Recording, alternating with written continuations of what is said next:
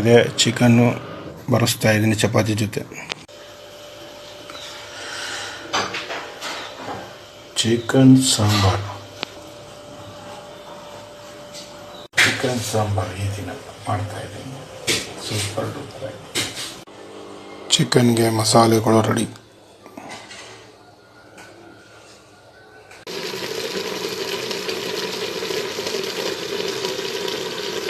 ಒಂದು ಅಳತೆ ಮೇಲೆ ಮೊದಲೇ ಹಾಕೊಂಡ್ಬಿಡೋದು.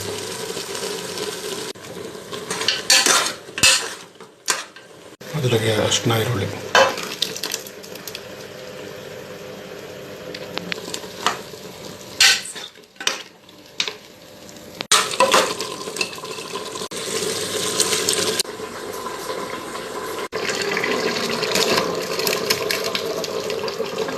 ಫೈನಲ್ ಟಚ್ ಲಾಸ್ಟ್ ಕೊತ್ತಂಬರಿ ಸೊಪ್ಪು. ಫೈನಲ್ ರೆಡಿ ಆಗಿದೆ. ಹಾಕೊಂಡು ಬರೆಸ್ತಾ ಇದೆ, ತಿಂತಾ ಇದೆ. ವಾವ್, ಮಸ್ತ್ ಮಜಾ ಮಾಡಿ. ತುಂಬ ಚೆನ್ನಾಗಿದೆ ಚಿಕನ್ನು.